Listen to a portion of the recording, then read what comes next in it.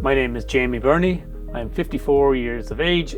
I live in Ireland. I live in Newbridge, about 7 miles from here, and I work in Berney Bros Saddlery, which is a family-run business, and we've been here for 150 years.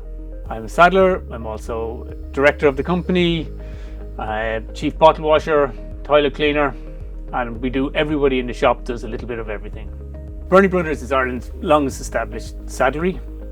We manufacture saddles and all equestrian leatherwork and have done for 5 generations. So we basically buy all our leather in hides, and then we cut it up and we build a saddle to suit each individual rider and each individual horse. That's it, as simply as it is. Well, we start off with the tree. So this is made out of beech. It is heat treated to 300 degrees centigrade, gauzed, varnished, and then it is reinforced with stainless steel. There are also springs here which gives a bit of flexibility and allows the tree to flex when the rider is on and movement on it. Basically acts like a shock absorber. And that is basically the skeleton of the saddle. And what we do then is that we put webs on it which will support the seat. And they'll go straight down here and across here, and we'll attach straps here. And then on the top of that, then we put the seat. And we use an orthopedic memory foam seat. And that is the place on top there, and that provides the comfort for the rider. When we go from there, so that is the step you've got here. So you can see the straps are attached to a web there. That leather is basically blocked, so we put it loosely on and allow it to stay overnight in order to take the shape of the tree. And you can see it's not like, it's roughly cut like that, and you can see the webs there that are supporting the seat. The next thing we put on are the skirts. So the skirts, so we would take the seat off the tree and we would attach these skirts to the seat part, and then we would strain the leather back over the tree, and basically you can see the tree underneath there, and then we staple it down just to make sure that it is very firm and there's no movement of the leather at all. And that little bit of padding there helps protect the leg from chafing from the buckle of the stirrup leathers. When we're fitting a horse, you communicate with the horse, or the horse more or less communicates with you by his reaction to how the saddle is fitting. So you know, once you have fitted a horse and you've gone out and you're watching a rider riding that horse, making sure that everything fits perfectly, you know from how the horse is reacting, if his behavior changes in any way at all, that's it, whether the saddle needs tweaking or whether it's fitting perfectly. The next step is to make the flaps. And these obviously sit on the side, and where your leg runs down. So basically on this particular one, you have a front knee pad and a pad for the block at the back. Again, these are made separately and then are attached to the saddle. So when they are attached to the saddle begins to look as you would expect it to look. It has taken shape and is very recognizable for what it is. And underneath you can still see you've got just the tree, bare tree there, flaps attached, but you're very, very recognizable. So that basically is the part for the rider finished.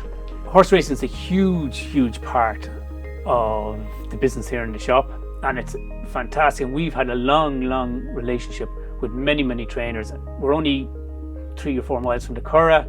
There's any amount of trainers stationed on the Curragh. There's 2,000 horses out there.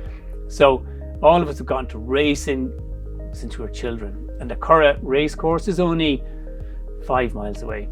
Punchestown is only 3 miles away. Even Leopardstown is only 30 miles away.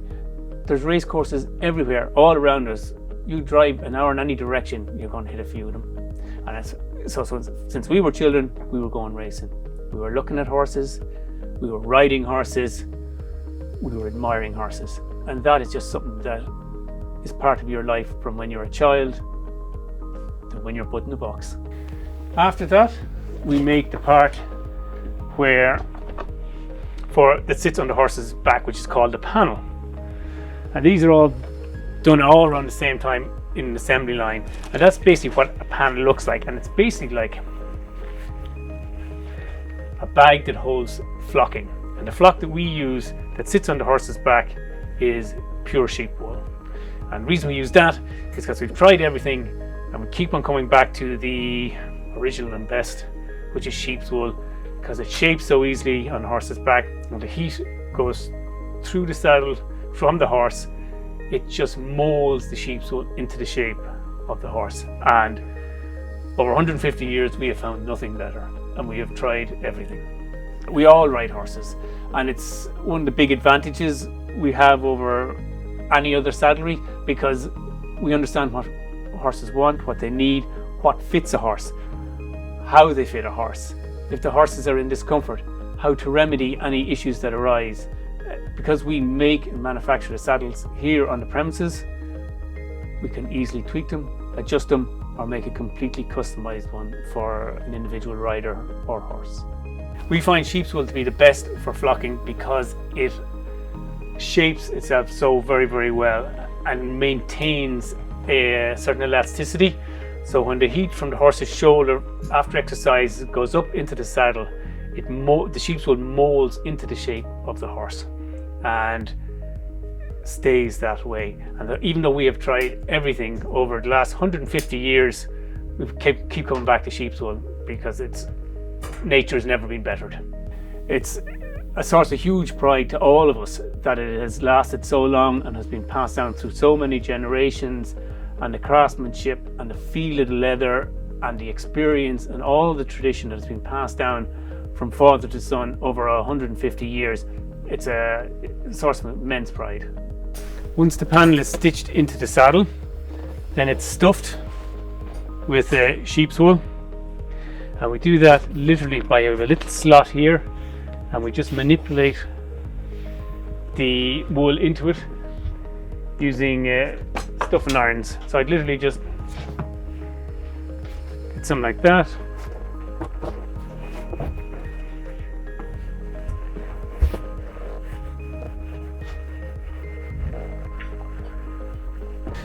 And the reason we have that slot in the side of the saddle is that if we have to adjust it for a specific horse or change it for a different horse, it's very easy to open up that slot again, take out the stuffing, restuff it, and make it suit a slightly different shaped horse.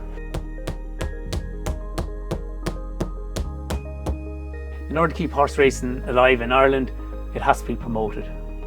And I think within the equestrian industry, we should be all obliged to keep racing going, because if racing ever disappeared, the thoroughbred disappears, thousands of jobs would disappear immediately. I think the most important thing is, and it's been recognised everywhere worldwide, like how good the Irish horse is and how good the Irish thoroughbred is, that we should continue to support the racing industry, and because basically there's probably 50,000 jobs connected to it directly and indirectly. So I've got one here that is half that is done. So there we stitch it all along here at the front, and then all along here at the back. So they're all internal stitches, so you can't actually see any of them. As we always like to say, if we were surgeons doing that level of stitching, we'd be far better paid.